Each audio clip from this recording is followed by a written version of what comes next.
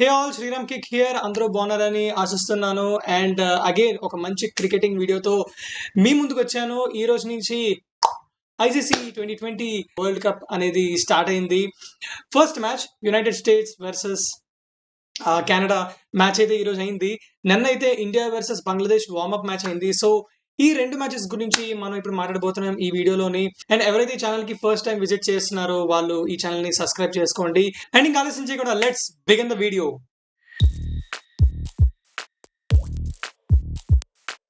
So yes, first నిన్నటి warmup match గురించి మాట్లాడతా. Warmup match between India and Bangladesh. Toss గెలిచి ఇండియా బ్యాటింగ్ ఎంచుకుంది. అండ్ స్టార్టింగ్ యాక్చువల్లీ మీరు చూసినట్టయితే first 5 overs run rate almost 5-6 ఉందన్నమాట. ఎందుకంటే పిచ్ అనేది చాలా డిఫికల్ట్ గా ఉంది, టఫ్ అని ఉంది. ఈ match by the way New York లో జరిగింది. అండ్ ఆల్సో పిచ్ కండిషన్స్ చాలా డిఫరెంట్ గా ఉన్నాయి కంపారిటివ్లీ మన ఇండియన్ సబ్ కాంటినెంట్ పిచెస్ కానీ ఆస్ట్రేలియా కానీ ఇవన్నీ మనకు కొంచెం అలవాటు ఉంది. బట్ కమింగ్ టు అమెరికాస్ అంటే United states of America, the first time ఆ కంట్రీ అనేది క్రికెటింగ్ హోస్ట్ చేస్తుంది, క్రికెటింగ్ ఈవెంట్. అండ్ ఆల్సో ఒక మేజర్ క్రికెటింగ్ ఈవెంట్ లో పార్టిసిపేట్ చేస్తుంది అనమాట. And also America cricketing journey గురించి ముందు మాట్లాడతా. But coming to the pitch factor, pitch అనేది చాలా డిఫికల్ట్ గా ఉంది. Obviously the way they have batted Rohit Sharma, ఆ పిచ్ ని అర్థం చేసుకునే విధానం కానీ, సంజు శాంసన్ ఓపెనింగ్ వచ్చాడు, Yashasvi Jaiswal he's not available. Actually yesterday నన్న ఆయన ఆడలే, ఆయన ఓపెనింగ్ చేయలే. And also Virat Kohli obviously extended leave లో ఉండడం వల్ల విరాట్ కోహ్లీ కూడా నేను ఆడలే. సో నేను యాక్చువల్లీ ఏం ఎక్స్పెక్ట్ చేశానంటే Rishabh Pant left hander and Rohit Sharma right hander. ముందు వీళ్ళు ప్రీవియస్ మ్యాచెస్ లో ప్రీవియస్ సిరీస్ లో వీళ్ళు ఆల్రెడీ ఓపెనింగ్ చేశారు. So probably Rishabh Pant and Rohit Sharma opening చేస్తారని అనుకున్నా. అండ్ ఆల్సో 1 డౌన్ లో సంజు శాంసన్ వస్తాడు అండ్ నెక్స్ట్ 2 డౌన్ లో సూర్యకుమార్ యాదవ్ వస్తాడని అనుకున్నా. బట్ నో, రివర్స్ అయింది. సంజు శాంసన్ ఓపెనింగ్ చేశాడు అండ్ రిషబ్ పంత్ 1 డౌన్ వచ్చాడు అనమాట. So Sanju Samson of course కొంచెం ఫంబుల్ అవుతూ ఆడి వికెట్ పోగొట్టుకున్నాడు. అండ్ నెక్స్ట్ వచ్చిన Rishabh Pant non striker end లో వెయిట్ చేసి కేర్ఫుల్ గా రోహిత్ శర్మ ఇస్తున్న మెసేజెస్ ని తీసుకుని, ఎందుకంటే ఒక పక్క రోహిత్ శర్మకి ఎక్కువ బాల్స్ రావడం వల్ల రోహిత్ శర్మ కొంచెం కేర్ఫుల్ గా ఆడుతూ పిచ్ ని అర్థం చేసుకుని మధ్య మధ్యలో రిషబ్ పంత్ దగ్గరికి వెళ్ళి ఈ పిచ్ నేచర్ ఏంటి, పిచ్ ఎలా బిహేవ్ చేస్తుంది అన్న ఇన్ఫర్మేషన్ రిషబ్ పంత్ కి ఇస్తూ ఉన్నాడు అనమాట. సో ఆ ఇన్ఫర్మేషన్ తొందరగా పికప్ చేసుకుని పిచ్ ని అర్థం చేసుకుని ఆ రోహిత్ శర్మ హెల్ప్ తోని రిషబ్ పంత్ అటాకింగ్ స్టార్ట్ చేశాడు. వండర్ఫుల్ గా ఆడాడు అనమాట. హాఫ్ సెంచరీ కొట్టాడు and I think almost 165 strike rate తో ఆడాడు, which is a very good news. And after major accident తర్వాత బ్యాక్ టు ఐపీఎల్ వచ్చి అంత మంచి ఫిట్నెస్ రీగైన్ చేసుకుని మళ్ళీ అంత బాగా పెర్ఫామ్ చేయడం అనేది really hats off to Rishabh Pant. And also Rishabh Pant comeback అనేది చాలా బాగా జరిగింది వార్మప్ మ్యాచ్ లో. హోప్ఫుల్లీ అతని ఫామ్ ఇలాగే ఉంటే, ఇలాగే అటాకింగ్ గా ఆడితే ఇండియాకి డెఫినెట్లీ అడ్వాంటేజ్ ఈ టోర్నమెంట్ లో. Because Rishabh Pant is always an X factor for India and also winner అని ఆల్రెడీ ఇంకా so it's actually proven factor అనమాట. Yeah, I think Rishabh Pant ఆడిన విధానం కానీ, ఆ తర్వాత సూర్యకుమార్ యాదవ్ వచ్చి almost close to 200 strike rate తో తను కూడా ఆడడం కానీ. And also main important thing, Hardik Pandya after such a bad IPL season, such a bad IPL form with ball కానీ విత్ బ్యాట్ కానీ హార్దిక్ పాండ్యా పెద్దగా పెర్ఫామ్ చేయలేదు ఐపీఎల్ 2024 లో. సో అండ్ ఈ కమ్బ్యాక్ వార్మప్ మ్యాచ్ లో ఏ విధంగా అయితే ఆడాడో, ఐ థింక్ ఫస్ట్ ఒక 3 balls లో కంటిన్యూస్ గా బ్యాక్ టు బ్యాక్ 3 sixes కొట్టాడు. And which says that the vintage Hardik పాండ్యాని చూసారు చాలా మంది. The way he attacked the ball is magnificent. చాలా మంది అంటారు వార్మప్ మ్యాచ్ కదా, పిచ్ లైట్, అందులో ఏముంది సీరియస్ గా తీసుకోవాల్సిన అవసరం లేదు, జస్ట్ ప్రాక్టీస్ చేసుకుంటే పోద్ది కదా అనుకుంటా. కానీ వార్మప్ మ్యాచ్ లో కూడా చూసుకుంటే, వార్మప్ మ్యాచ్ లో ఎంత బాగా పెర్ఫామ్ చేసుకుంటే రెస్ట్ ఆఫ్ ద టోర్నమెంట్ మనకి అంత మోటివేషన్ మొరాల్ బిల్డ్ అవుతుంది అనమాట. సో ఆబ్వియస్లీ వార్మప్ మ్యాచ్ లో కూడా డెఫినెట్లీ ఎఫర్ట్ పెట్టాలని ట్రై చేస్తారు. సో దట్ ఒకవేళ బాగా పెర్ఫామ్ చేస్తే ఆ వార్మప్ మ్యాచ్ ఒక momentum coming rest of the tournament definitely work out అవుతుందని ఒక చిన్న ఇదనమాట. సో బంగ్లాదేశ్ కూడా ఆబ్వియస్లీ బాగానే స్టార్ట్ చేద్దాం అనుకున్నారు, కానీ back to back Harshdeep Singh wickets తీయడం కానీ, Bumrah attacking and Hardik Pandya, in fact Shivam Dube కూడా లాస్ట్ లో వచ్చి బౌలింగ్ చేశాడు. శివం దుబే బ్యాట్ తో హిట్ ఇంటూ వెరీ వెల్. ఎందుకో తెలియదు, ఎప్పుడైతే తన నేమ్ T20 స్క్వాడ్ లో అనౌన్స్ అయిందో తర్వాత పెర్ఫామ్ చేయడం మర్చిపోయడం మానేసాడు. నాకు అర్థం కాలేదు. సిఎస్కే కూడా పెర్ఫామే చేయలేదు. And CSK with RCB match కూడా అతను అతని వల్లే ఓడిపోయిందని చాలా మంది అంటారు. బట్ ఆబ్వియస్లీ అతను ఆ వికెట్ ఇవ్వకుండా ఉండాల్సింది, ఆ రన్అట్ చేయకుండా ఉండాల్సింది. ప్లస్ ఆయన ఆ సిఎస్కే ఆర్సీబీ మ్యాచ్ తో వికెట్ పోకుండా ఉండాల్సింది. బట్ ఎనీవేస్, అది altogether different story. Coming to ఈ మ్యాచ్, డెఫినెట్లీ టైలెండర్స్ ని అవుట్ చేసి బౌలింగ్ చేశాడు. And I think maybe bowling చేయొచ్చు, maybe as a 6th bowling option or 7th bowling option Shivam Dube ఉండొచ్చు. బట్ కన్ఫర్మ్ చేయలేను. ఫుల్ ఫ్లెజ్డ్ కూడా 4 overs అతనికి రాదు. మాక్సిమం వస్తే I feel so 1 or 2 overs మధ్య మధ్యలో ఏ స్పిన్నర్ ఒకవేళ గట్టిగా యూనో ఏ బ్యాట్స్మెన్ స్పిన్నర్ని అటాక్ చేస్తే మేబీ శివం దుబేకి ఒక ఓవర్ మధ్యలో దొరకచ్చు, కానీ the way he bowled is not up to the mark. Even Bangladesh bowlers కూడా బాగా హిట్టింగ్ చేశారు. అండ్ లాస్ట్లో టెయిలెండర్స్ ఆబ్వియస్లీ అగ్రెసివ్ షాట్స్ ఆడడం వల్ల వాళ్ళు అవుట్ అయ్యారు అనమాట. సో శివం దుబేకి ఐ థింక్ 2 వికెట్స్ అలా దొరికాయి. మొత్తానికి మంచి match with India. India did very well. Warmup match లో చాలా బాగా పెర్ఫామ్ చేశారు. And also good start. నేను కూడా ఎదురు చూస్తున్నా. ఫస్ట్ ఐ థింక్ ఐర్లాండ్ తో ఫస్ట్ మ్యాచ్ ఉంది మంది. సో నేనైతే ఎక్సైటెడ్ గా ఉన్నా.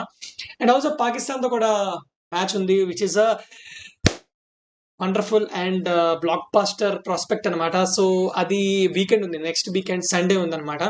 సో అది కూడా సేమ్ ఇదే పిచ్ లో అవ్వబోతుంది. సో మేబీ వార్మప్ మ్యాచ్ ఆడడం వల్ల ఇండియాకి ఈ నేచర్ ఆఫ్ ద పిచ్ అనేది కొంచెం ఐడియా వచ్చి ఉంటుంది ఈ పాటికి. Now coming to United States versus Canada.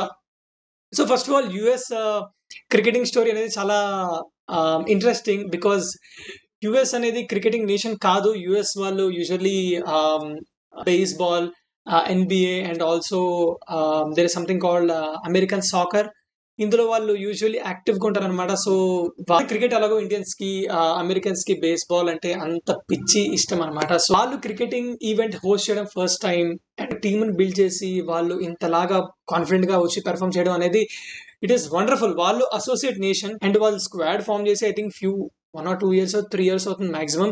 And also అందులో ప్లేయర్స్ చూస్తే మీకు అందులో almost ex players of India, West Indies players ఉంటారు. And also Corey Anderson from New Zealand తను కూడా ఉన్నాడు. అండ్ కొంతమంది సౌత్ ఆఫ్రికన్ ప్లేయర్స్ కూడా ఉన్నారు అనమాట, బోత్ ద టీమ్స్ లో, కెనడాలో కానీ యూఎస్ఏలో కానీ.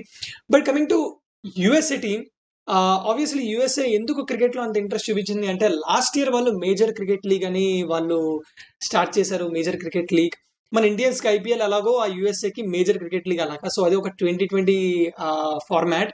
అందులో కూడా సేమ్ మన ఇండియన్ ఐపీఎల్ టీమ్స్ ఏవైతే ఉన్నాయో అక్కడ కూడా వాళ్ళే ఓనర్స్ కూడా వాళ్ళే అనమాట. ఫర్ ఎగ్జాంపుల్ మనకి ఇక్కడ Mumbai Indians, Reliance group, Ambanis ఎవరైతే ఓన్ చేస్తున్నారో ఆ టీమ్ ని, అక్కడ ఎంఐ న్యూయార్క్ అనమాట. So there are couple of teams. మన ఇండియన్ ఫ్రాంచైజెస్ కూడా అక్కడ వెళ్ళి మేజర్ క్రికెట్ లీగ్, ఆ లీగ్ పేరు మేజర్ క్రికెట్ లీగ్ లో పార్టిసిపేట్ చేయడం కానీ, ఫస్ట్ టైటిల్ ఎంఐ న్యూయార్క్ వచ్చింది. సో వాళ్ళు క్రికెట్ లో సడన్ గా ఇంట్రెస్ట్ చూపించడం బికాస్ క్రికెట్ అనేది చాలా పెద్ద బిజినెస్ అయిపోయింది అనమాట. ఐపీఎల్ మార్కెట్ చూడగానే, ఐపీఎల్ యొక్క వాల్యూ అండ్ ఆల్సో జనాల యొక్క ఇంట్రెస్ట్, ఈ మ్యాడ్నెస్ చూడగానే ఆబ్వియస్లీ ఏ నేషన్ కైనా అనిపిస్తుంది we also should take this opportunity and build our cricketing market అని. ఫర్ ఎగ్జాంపుల్ వెస్ట్ ఇండీస్ ఎవరైతే కో-హోస్ట్ ఈ ఐసీసీ టోర్నమెంట్ కి, ఈ ICC T20 world cup west Indies లో కండక్ట్ చేయడం వల్ల వెస్ట్ ఇండీస్ క్రికెట్ కి మన ఇండియన్ కరెన్సీలో 200 కోట్ల ఎర్నింగ్ అనమాట.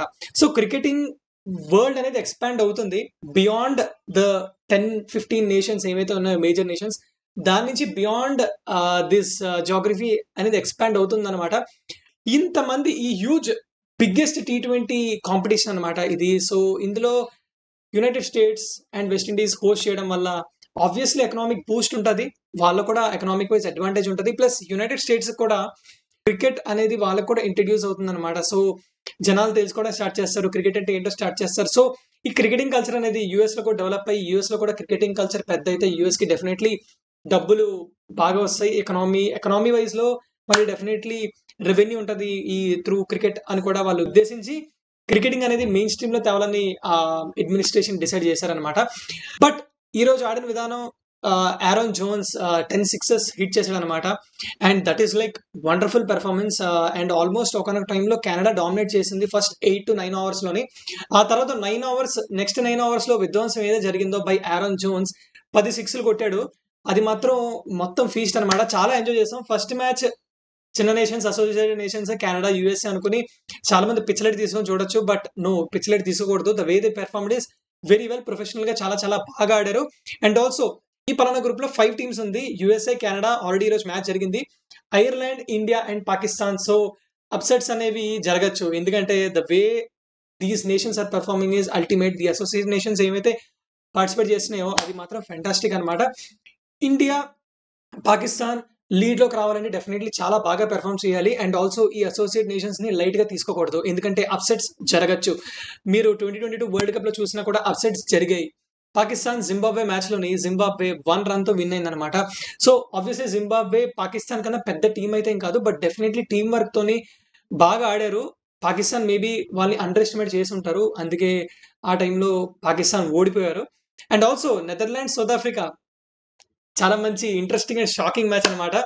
సౌత్ ఆఫ్రికా అయితే ఓడిపోయింది ఆ మ్యాచ్‌లో. నెదర్లాండ్స్ విన్ అయింది. దానివల్ల సౌత్ ఆఫ్రికా టోర్నమెంట్ నుంచి ఎగ్జిట్ అయిపోయింది. మంచి బంగారం లాంటి సెమీఫైనల్ ఆపర్చునిటీ నెదర్లాండ్స్ సౌత్ ఆఫ్రికాకి ఇవ్వకుండా చేసింది. దానివల్ల పాకిస్తాన్ అనేది సెమీఫైనల్స్‌కి ఎంటర్ అయిందనమాట.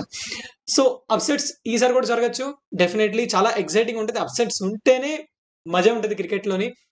ఇదొక మంచి వార్నింగ్ సైన్ అనమాట. ఎందుకంటే డెఫినెట్‌లీ పెద్ద నేషన్స్ ఏవైతే ఉన్నాయో క్రికెటింగ్ నేషన్స్ ఇంత కోట్లు, వేల కోట్లు లీగ్స్ ఏవైతే ఉన్నాయో all over in respective countries ఈ ఈ నేషన్స్ అయితే ఆబ్వియస్లీ ఈ అసోసియేట్ నేషన్స్‌ని లైట్‌గా తీసుకోవు.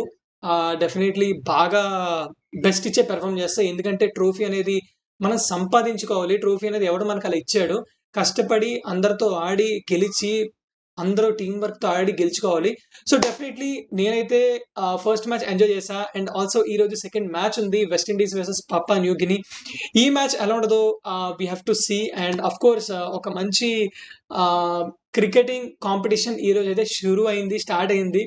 అండ్ ఆల్సో నెక్స్ట్ వీడియో నాది India versus Pakistan upcoming match analysis గురించి చెప్తా. టీమ్ అనాలిసిస్, స్క్వాడ్ అనాలిసిస్ చెప్తాను. ఎవరి స్ట్రెంగ్త్ ఏంటి, ఎవరి వీక్‌నెస్ ఏంటి అనేది నేను చెప్తాను.